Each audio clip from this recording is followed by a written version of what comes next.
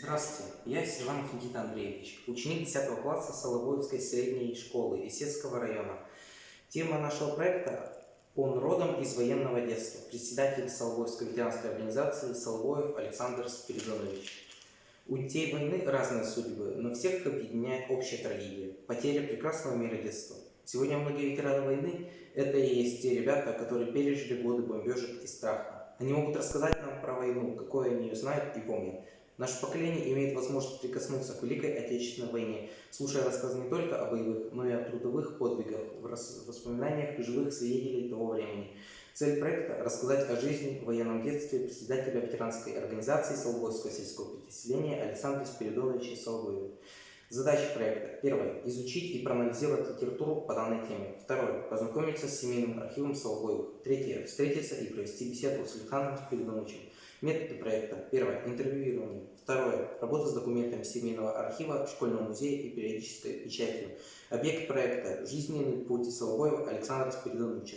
Актуальность работы. Каждый год становится все меньше и меньше тех, кто имел непосредственное отношение к боевым действиям, тех, кто участвовал в боях, трудился на благо победы в тылу. Но живы еще другие свидетели войны, кто в военные годы были детьми нашими сверстниками. Гипотеза. Я сравниваю нашу жизнь с жизнью детей и подростков военной поры.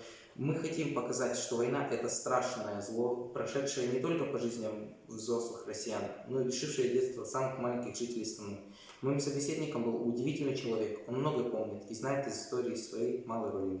Соловоев Александр Спиридонович родился в 1939 году, 5 сентября, в селе Соловоево. В семье он второй ребенок, старший его был Иван, 1935 года рождения, умер 20 мая 2002 года. Мать Соловоева, Лукея Наумовна, 1913 года рождения, родилась и выросла тоже в селе Соловоево, умерла в 1997 году, 16 декабря.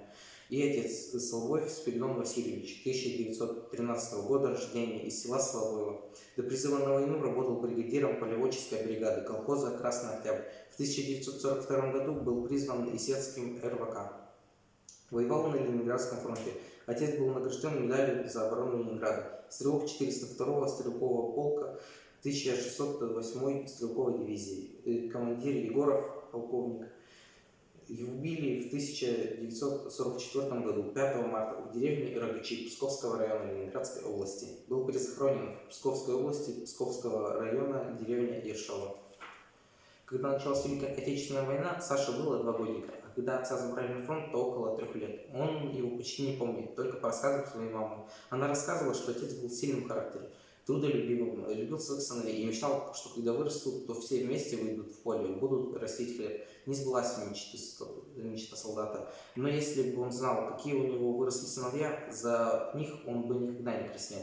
Тяжело было в войну, голодно. Когда в село стали приходить похоронки, то общее горе еще больше сплотили людей. Старшие дети во всем помогали. В дом Лукеи Наумовны в 1944 году тоже пришла страшная весть. Пришла похоронка. Было страшно и жутко от причитаний и криков матери, вспомнил Александр Спиридонович.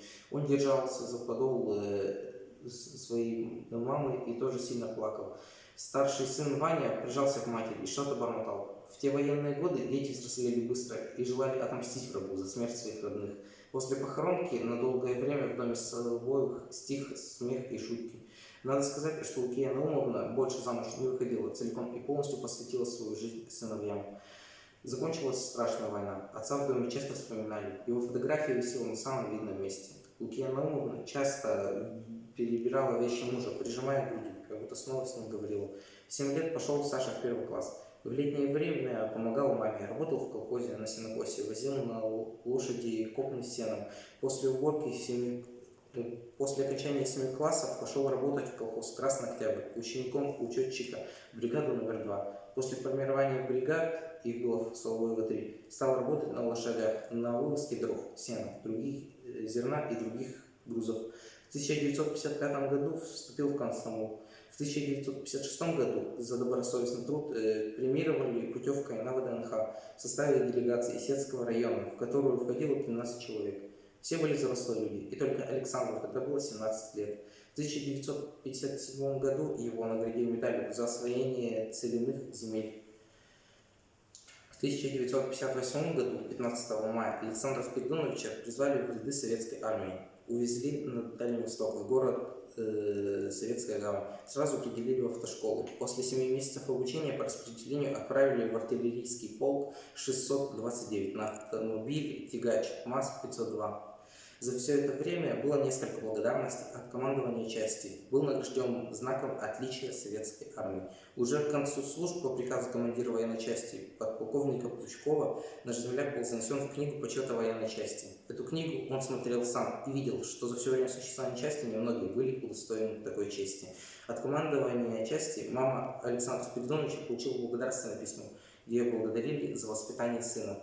По прибытию домой солдат не отдыхал, а сразу включился в работу в колхозе «Победа». В марте 1966 года был заключен брак с Муравьевой Натальей Ивановной. В этом же году родился сын Олег. В 1970 году родилась дочь Ольга. В 1978 году родился сын Андрей. За свою трудовую жизнь он всегда был на передовой колхоза «Победа». К работе относился добросовестно. За время трудовой деятельности было множество почетных грамот. После небольшого перерыва возглавил ветеранскую организацию Соловойского поселения.